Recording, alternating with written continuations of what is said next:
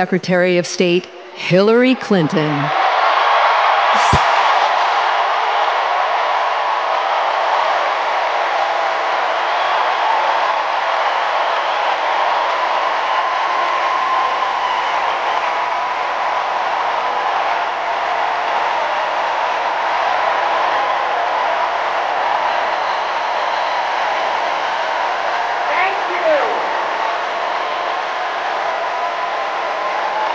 Thank you so much. Thank you.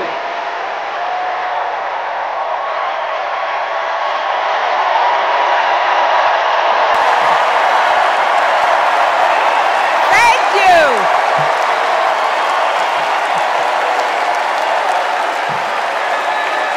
Thank you all so much.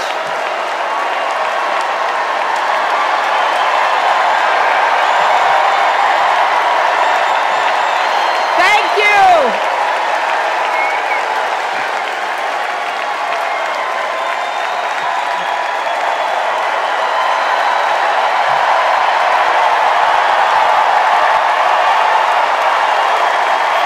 Thank you, my fellow Democrats. Thank you, my fellow Americans.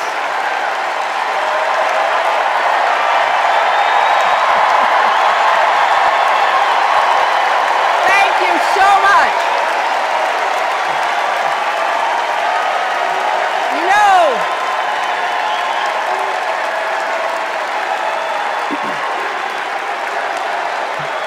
thank you all.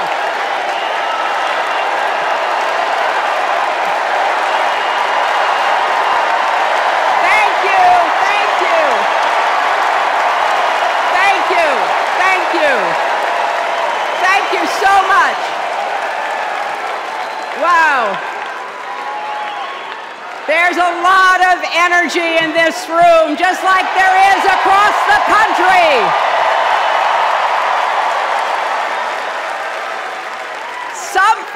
Something is happening in America. You can feel it. Something we've worked for and dreamed of for a long time. First, though, let's salute President Biden.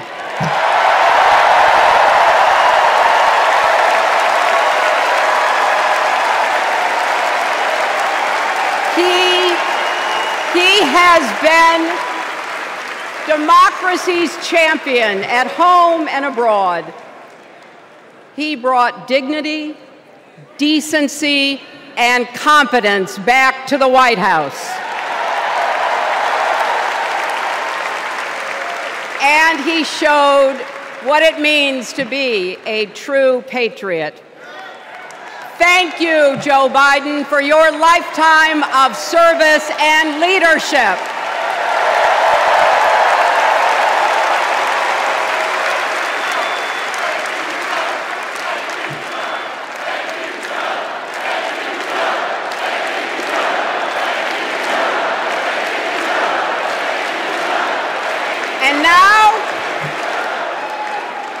And now we are writing a new chapter in America's story.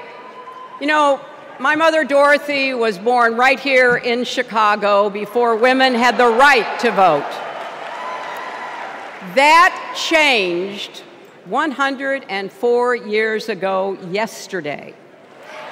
Think about it. Tennessee became the final state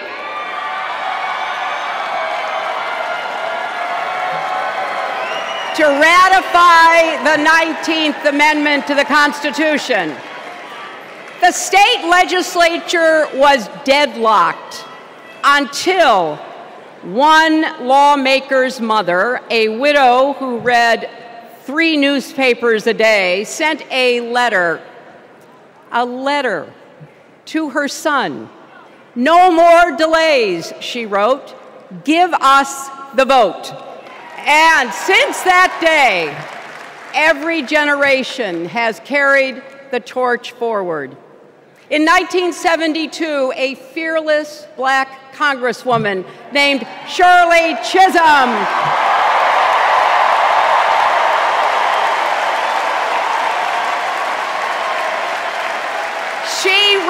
for president.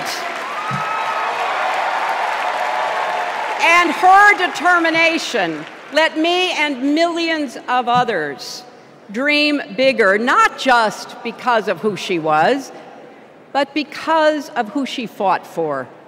Working parents, poor children, the last, the least, and the lost.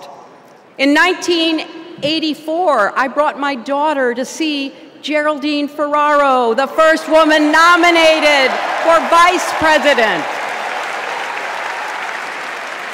If we can do this, Jerry said, we can do anything.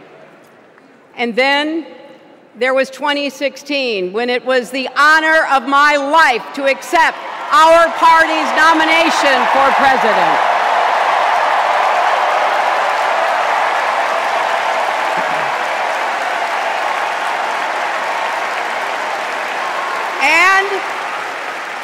And nearly 66 million Americans voted for a future where there are no ceilings on our dreams.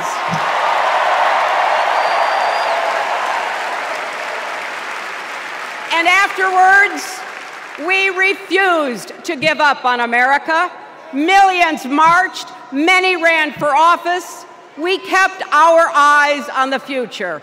Well, my friends, the future is here.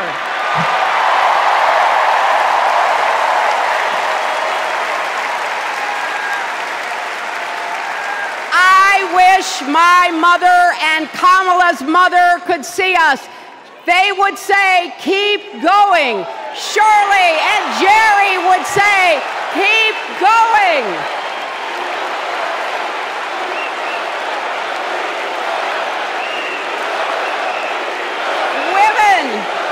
Women fighting for reproductive health care are saying, keep going. Families building better lives, parents stretching to afford child care, young people struggling to pay the rent. They're all asking us to keep going. So, with faith in each other and joy in our hearts, let's send Kamala Harris and Tim Walz to the White House.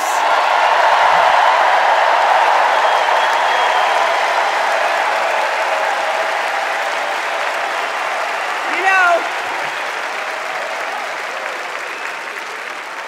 the story of my life and the history of our country is that progress is possible, but not guaranteed.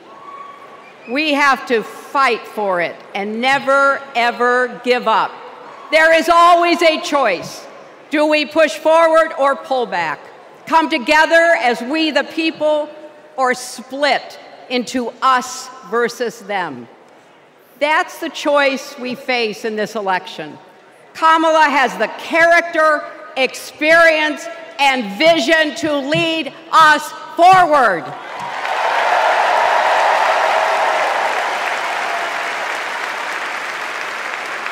I know her heart and her integrity. We both got our start as young lawyers, helping children who were abused and neglected. That kind of work changes a person. Those kids stay with you. Kamala carries with her the hopes of every child she protected, every family she helped, every community she served. So as president, she will always have our backs, and she will be a fighter for us. She will fight to lower costs for hardworking families, open the doors wide for good-paying jobs, and yes, she will restore abortion rights nationwide.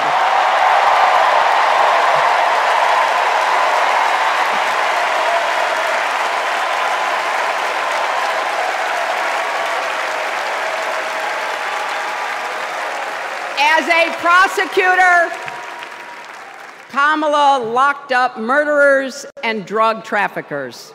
She will never rest in defense of our freedom and safety. Donald Trump fell asleep at his own trial, and when he woke up, he made his own kind of history, the first person to run for president with 34 felony convictions.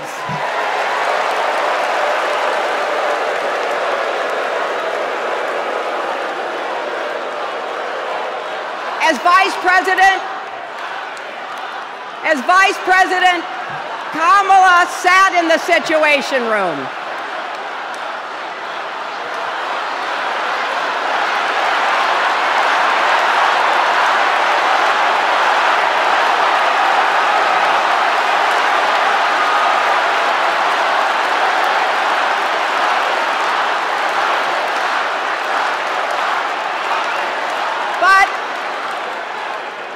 We also know, as Vice President, Kamala sat in the Situation Room and stood for America's values.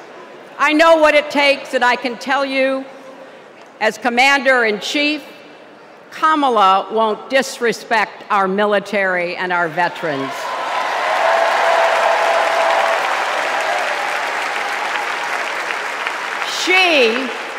She reveres our Medal of Honor recipients.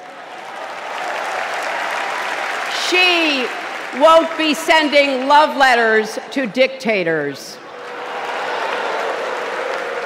She will defend democracy and our Constitution and will protect America from enemies, foreign and domestic.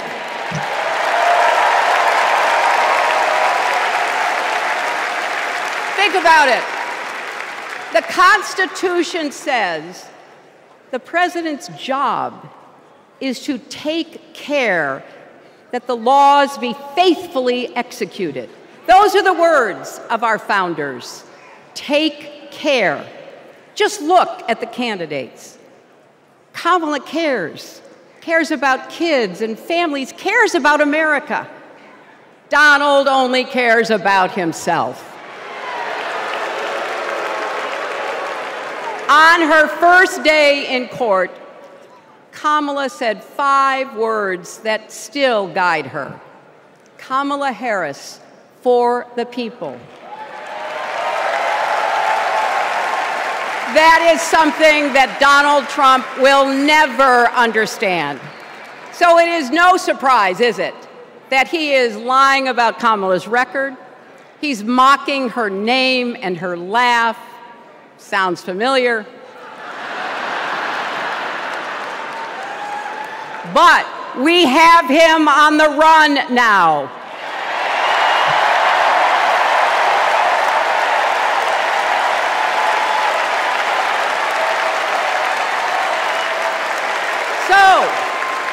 So, no matter what the polls say, we can't let up.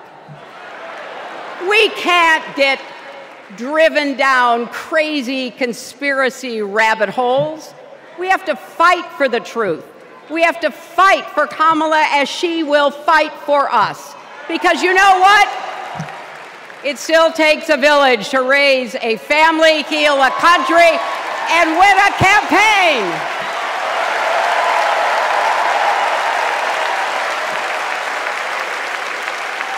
And America needs every one of us, our energy, our talents, our dreams. We're not just electing a president, we're uplifting our nation.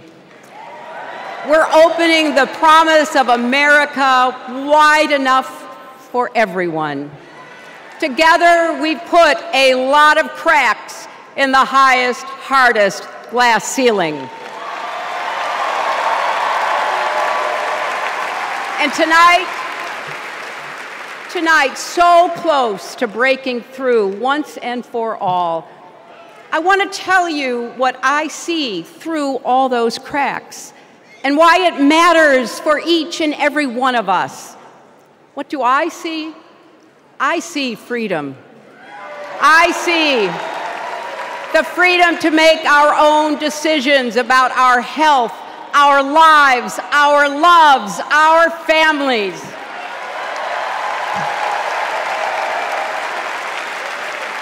the freedom to work with dignity and prosper, to worship as we choose or not, to speak our minds freely and honestly. I see freedom from fear and intimidation, from violence and injustice, from chaos and corruption. I see the freedom to look our children in the eye and say, in America, you can go as far as your hard work and talent will take you, and mean it. And you know what? On the other side of that glass ceiling is Kamala Harris raising her hand and taking the oath of office as our 47th President of the United States.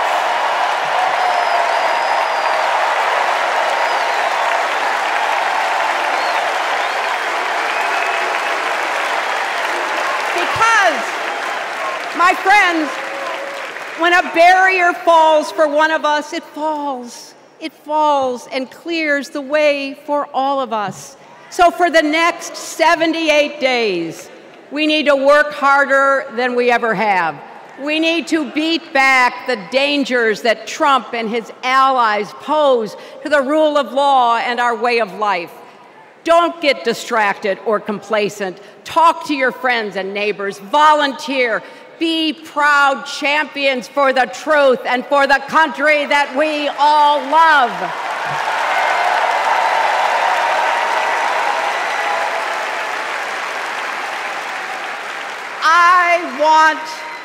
I want my grandchildren and their grandchildren to know I was here at this moment, that we were here, and that we were with Kamala Harris every step of the way. This is our time, America. This is when we stand up. This is when we break through. The future is here. It's in our grasp. Let's go win it.